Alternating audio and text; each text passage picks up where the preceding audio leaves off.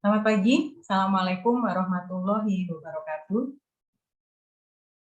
Waalaikumsalam warahmatullahi wabarakatuh. Ketemu lagi dengan Bu Luki untuk pelajaran kimia. Hari ini kita akan membahas tentang pengenalan alat-alat laboratorium kimia. Alat-alat laboratorium kimia ini perlu kalian kenal dan pahami fungsinya, karena nanti dalam pelajaran kimia kita akan sering melakukan praktikum, ya. Jadi kalau misalnya mau praktikum, saya suruh ambil gelas beker, kalian nggak tahu, gitu kan, nggak nggak lucu gitu ya. Jadi kalian anak IPA, minimal kalian harus tahu dan kenal dengan alat-alat yang ada di laboratorium dan fungsinya. Oke, langsung saja untuk pengenalannya. Kebetulan saya bawa alat-alatnya secara fisik, jadi kalian bisa lihat karena kondisi pandemi seperti ini, kalian belum bisa tatap muka, jadi sementara kita pakai Zoom meeting dulu, tapi saya bawa alatnya secara fisik, jadi kalian bisa tahu bentuk aslinya kayak gimana gitu ya. Oke, langsung aja. Untuk alat yang pertama itu adalah gelas beker. Bisa dilihat? Jelas ya. Oke, ini disebut gelas beker atau sering juga disebut gelas piala atau gelas kimia.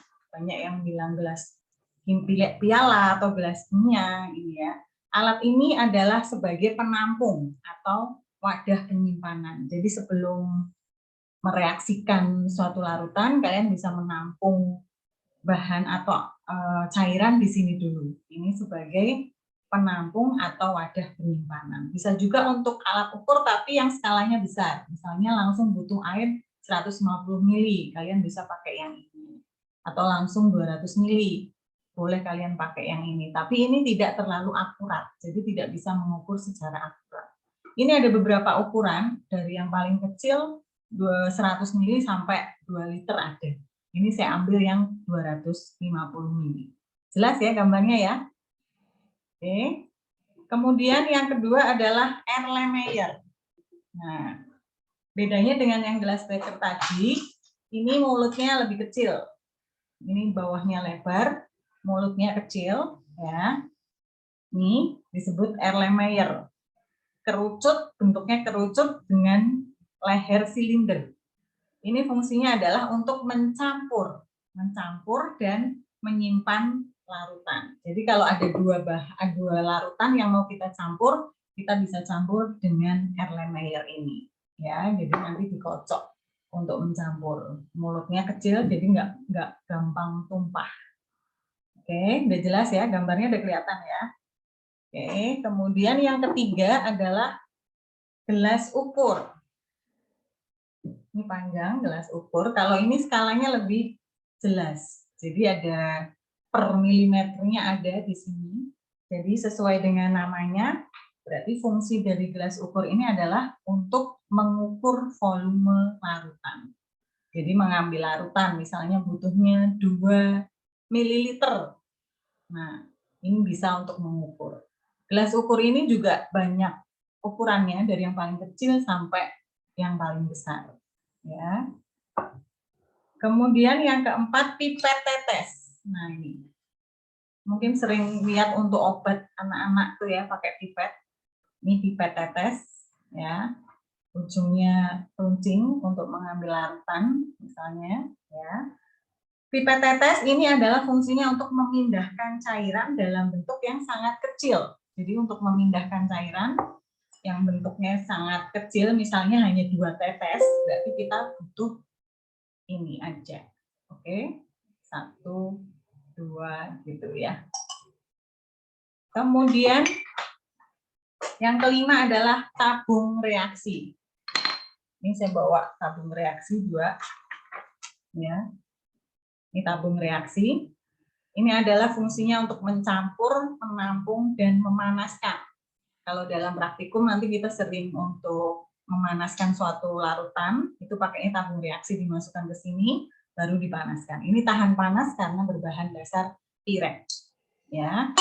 Kemudian yang keenam ada plat tetes. Ini plat tetes kayak untuk pewarna ya, apa namanya, untuk zat air ya. Nah, ini plat tetes ini adalah penguji keasaman suatu larutan. Jadi nanti untuk praktikum larutan asam basa kita bisa pakai ini. Kita teteskan beberapa larutan di sini. Dan yang terakhir adalah mortal dan aliporselin. Ya, ini adalah fungsinya untuk menghaluskan atau menghancurkan bahan-bahan yang bersifat padat atau kristal. Jadi kalau obat itu dihaluskan di sini, ya. Oke, itu adalah 7 alat dasar dari alat-alat laboratorium. Masih banyak sebenarnya alat-alat laboratorium yang ada, ya. Jadi kalian bisa mencari di beberapa sumber yang lain, ya. Masih banyak. Ini yang saya jelaskan adalah yang paling dasar yang nanti sering kalian bakal temui di SMA, ya. Khususnya di jenjang SMA itu kita pakai paling enggak itu dulu. Oke. Kemudian itu yang tadi saya terangkan tadi, kalian belum sempat nyatet kan pastinya. Nah, ini saya akan berikan website yang bisa kalian buka, nanti linknya saya share setelah Zoom ini selesai, ya. Saya share screen dulu ya. Ya, Bu. Oke, kelihatan share screen-nya? Kelihatan nggak? Kelihatan, Bu. Oke. Nah, ini adalah website yang berisi tentang pembelajaran kimia kelas 10 yang saya buat, yang tujuannya adalah untuk mempermudah kalian belajar tentang materi kimia yang sudah saya terangkan. Misalnya kalau sudah tatap muka, mungkin pas tatap muka kalian nggak bisa hadir atau ada sesuatu hal, jadi kalian bisa buka di sini, bisa belajar lagi kapanpun kalian butuh, ini bisa dibuka. Kemudian di lembar depan ini hanya perkenalan tentang website saya ya. Kemudian untuk materi kita hari ini adalah pengenalan alat kimia. Jadi kalian klik materi, halaman materi, klik pengenalan alat kimia. Nah, ini tadi yang saya terangkan tadi ada semua di sini. Jadi kalau kalian butuh mencatat atau belajar ulang, kalian bisa lihat di sini ada gelas Becker tadi, Erlenmeyer, gelas ukur, dan seterusnya. Tadi kalian sudah lihat fisiknya, ini tinggal kalian catat fungsinya, ya, jadi biar lebih jelas. Kemudian ada video juga yang bisa kalian di sini, video pengenalan alat-alat laboratorium, saya sematkan di sini juga. Kemudian daftar hadir, untuk pertemuan kita hari ini, kalian bisa mengisi daftar hadir, ya, seperti biasa, nama lengkap, kelas, keterangan, dan seterusnya. Dan terakhir ada kolom penilaian. Penilaiannya juga kalian pilih yang pengenalan alat-alat kimia. Ya. Pengenalan alat-alat kimia, ini nanti ada latihan soal, silahkan dikerjakan mengenai tentang pengenalan alat-alat kimia yang sudah saya terangkan tadi. Ya. Nanti saya buka penilaiannya untuk hari ini sampai dengan besok.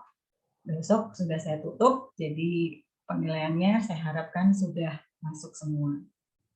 Oke, demikian pertemuan kita kali ini.